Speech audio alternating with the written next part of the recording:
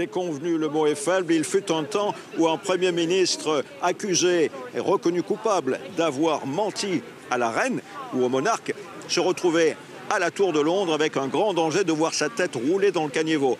Et Boris Johnson a beaucoup de chance, les temps ont changé. En revanche, il est très clair que c'est une déconvenue également pour la reine qui a le plus long règne de l'histoire de ce pays, 67 ans. Chaque semaine, depuis lors, elle reçoit un Premier ministre pour une audience. Le premier était Winston Churchill et depuis, aucun n'avait été accusé même d'avoir tenté de manipuler la reine à des fins politiques partiales. Et c'est bien cela que fait la Cour suprême aujourd'hui. Elle assure que Boris Johnson a donné de mauvais conseils pour des raisons liées au Brexit et que par conséquent, sa décision est illégale. Évidemment, c'est une gifle considérable. La Cour suprême, la justice qui arbitre ainsi ce bras de fer entre l'exécutif et le Parlement en faveur du Parlement, rappelant que dans cette démocratie parlementaire, le Parlement est souverain.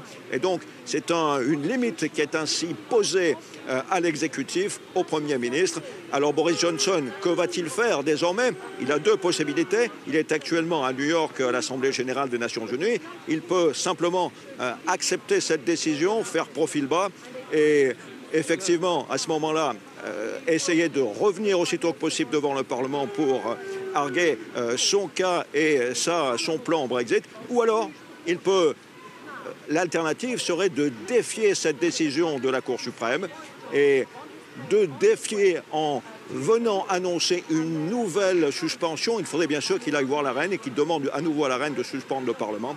À ce moment-là, ce serait véritablement constitutionnellement sans précédent. Il est vrai que c'est l'histoire de ce pays qui se joue. Très clairement, rien n'était arrivé ainsi depuis le XVIIe siècle.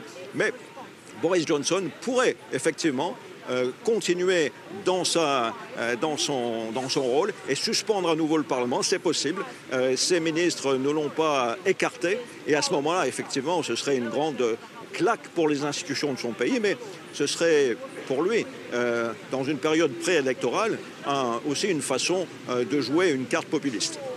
En attendant, vous l'évoquiez, Boris Johnson évolue à New York, la 74e Assemblée générale des Nations unies qui va bientôt débuter pendant ce temps-là dans son pays. Évidemment, immense remous après cette décision, de nombreuses réactions qui s'enchaînent. Le président du Parlement britannique, John Bercow, a immédiatement appelé à la reprise des travaux. La Chambre des communes doit siéger le plus rapidement possible. Le chef de l'opposition travailliste, lui aussi a estimé que cette décision montrait l'erreur faite par Johnson. Il doit maintenant démissionner. Peut-on imaginer que Boris Johnson rentre un peu plus tôt des États-Unis dans son pays ?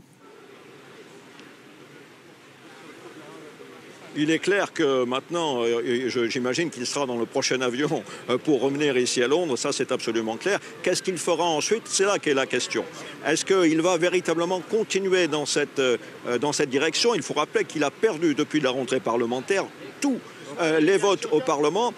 Jamais un Premier ministre n'avait osé accepter ça sans démissionner jusqu'ici.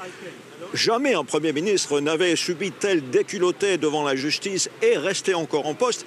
Mais Brexit a changé la donne. C'est une histoire constitutionnelle du pays qui se joue, qui est en train d'être écrite. Et effectivement, Boris Johnson, qui est là pour, selon lui, défendre l'avis des partisans du Brexit, risque de continuer dans sa direction et de venir continuer à défier les institutions. C'est fort possible.